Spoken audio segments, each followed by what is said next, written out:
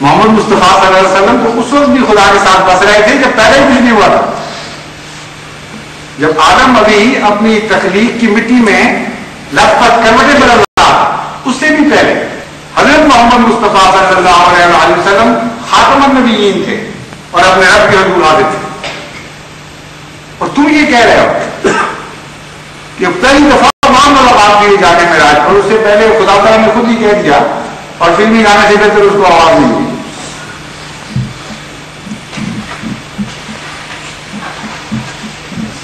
اور اب آخر پہ مولانا مودودی صاحب کا تبصرہ میں آپ کے سامنے رکھتا ہوں، اس سے اندازہ ہو جائے گا آپ کو. یہ بھی ایک بڑا مقام رکھتے ہیں آج کل پاکستان میں. ایک مودودی جماعت حکومت کا دوسرا بازو ہے خیرات کے علاوہ. فرماتے ہیں افسوس کے علماء اللہ ماشاء اللہ. پہلے تو عوام الناس کے اوپر یہ انہوں نے فتویٰ صادر فرمایا تھا، اب علماء کی بات ہو رہی ہے. خود اسلام کی حقیقی روح سے خالی ہو چکے تھے. ان میں اجتہاد کی قوت نہ تھی، ان میں تفقہ نہ تھا، ان میں حکمت نہ تھی، ان میں عمل کی طاقت نہ تھی، ان میں یہ صلاحیت ہی نہ تھی کہ خدا کی کتاب اور رسول خدا کی علمی و عملی ہدایت سے اسلام کے دائمی اور لچکدار اصول اخذ کرتے اور زمانے کے متغیر حالات میں ان سے کام لیتے. ان پر تو اسلاف کی اندھی اور جاہل تقلید کا مرض پوری طرح مسلط ہو چکا تھا، جس کی وجہ سے ہر چیز کو ان کتابوں میں تلاش کرتے تھے جو خدا کی کتابیں نہ تھیں، کہ زمانے کی قیود سے بالا تر ہوتی. وہ ہر معاملہ میں ان انسانوں کی طرف رجوع کرتے تھے جو خدا کے نبی نہ تھے، کہ ان کی بصیرت اوقات اور حالات کی بندشوں سے بالکل آزاد ہوتی. پھر یہ کیوں کر ممکن تھا؟ یہ تجزیہ سننے والا ہے. کیوں عالم اسلام پر تباہی آئی؟ کیوں ہلاکت کا دور دورہ ہوا؟ اس لیے کہ جن کی طرف مسلمان عوام نے رجوع کیا، جن علماء کی طرف، وہ خدا کے نبی نہیں تھے. اور کہتے ہیں مسلمانوں خدا کے نبی نہ تھے کہ ان کی بصیرت اوقات اور حالات کی بندشوں سے بالکل آزاد ہوتی. پھر یہ کیوں کر ممکن تھا کہ ویسے وقت میں مسلمانوں کی کامیاب رہنمائی کر سکتے جبکہ زمانہ بالکل بدل چکا تھا اور علم و عمل کی دنیا میں ایسا عظیم تغیر واقع ہو چکا تھا جس کو خدا کی نظر تو دیکھ سکتی تھی مگر کسی غیر نبی انسان کی نظر میں یہ طاقت نہ تھی کہ قرنوں اور صدیوں کے پردے اٹھا کر ان تک پہنچ سکتے. اب کیا قصہ ہے؟ غور سے اس کو سنیے دوبارہ. یہ فکرہ بہت ہی غیر معمولی پیغام آپ کے لیے ایک رکھتا ہے. کہتے ہیں پرانے علماء کیوں ناکام ہوئے، امت مسلمہ میں کیوں فساد پھیلا؟ اس لیے کہ علماء سے ان کو یہ توقع تھی کہ بدلتے ہوئے حالات، بدلے ہوئے زمانے کے ساتھ جو مسائل نئے نئے آئے ہیں، نئی نئی آفات جو اسلام پر حملہ آور ہوئی ہیں، ان کا حل تلاش کریں، ان سے پوچھیں. وہ کہتے ہیں وہ اس قابل نہیں تھے. بدلے ہوئے حالات میں یا خدا کی نظر ہے جو حقیقت حال کو پا سکتی ہے اور وہ حل جانتی ہے، یا نبی کی نظر ہوا کرتی ہے جو خدا کی طرف سے عرفان حاصل کرتا ہے. کہتے ہیں دونوں صورتیں نہیں ہیں. پھر قرنوں اور صدیوں کے پردے کیسے ہو سکے؟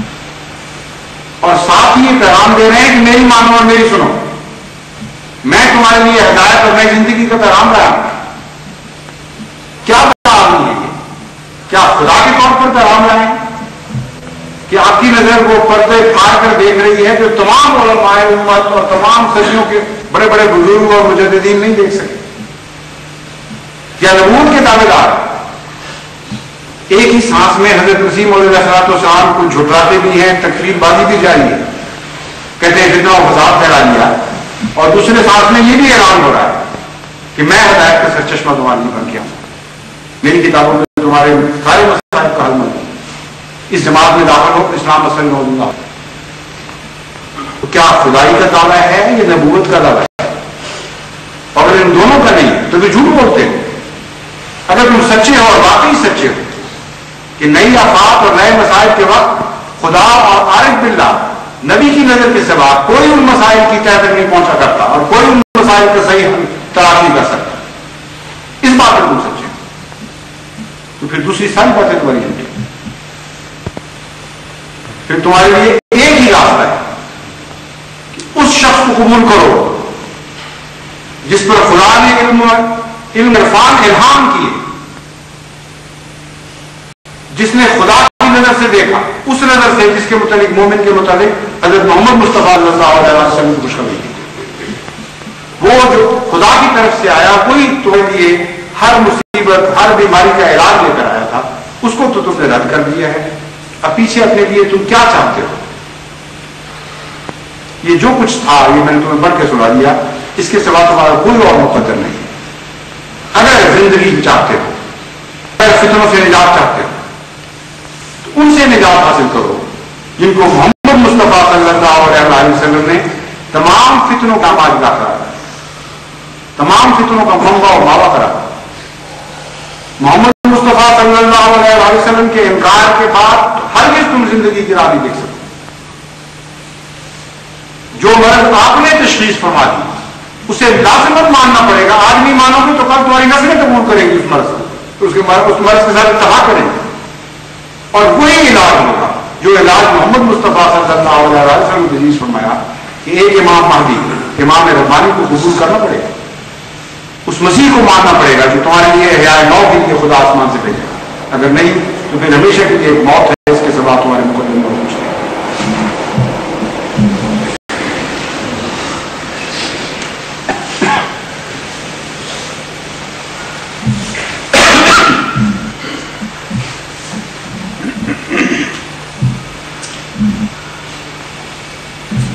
الحمدللہ نحمدہ ونستعینہ ونستغفرہ ونؤمن بہ ونتوکل علیہ ونعوذ باللہ من شرور انفسنا ومن سیئات اعمالنا،